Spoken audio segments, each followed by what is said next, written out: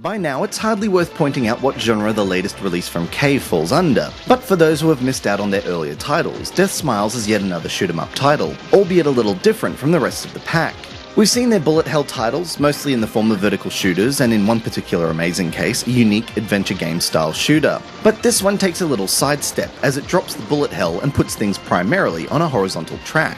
I say drops the bullet hell only on the basis that the attack patterns you'll face are less about dodging complex patterns, as they are about dodging huge attacks. It's splitting hairs, but it presents a distinctly different challenge. Whether you play the exclusive iPhone mode or jump into the arcade mode, you'll take control of a cute witch, blasting her way through a series of enemies in order to seal away rampaging demons. Your weapon can be switched between two modes, a broad attack or a thin focused one, though the lock-on feature provides one of the more interesting mechanics as your attacks home in on your target, blasting anything that gets in the way. This also provides you with the ability to shoot enemies above and below you, making the occasional shift to a vertical shooter easier to manage.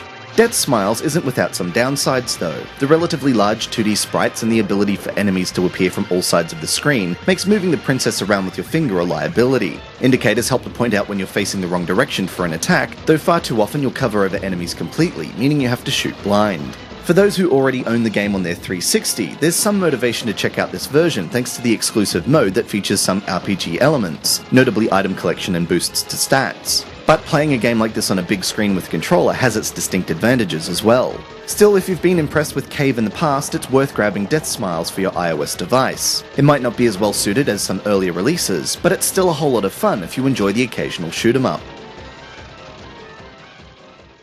This has been Andrew with AppSpy.com.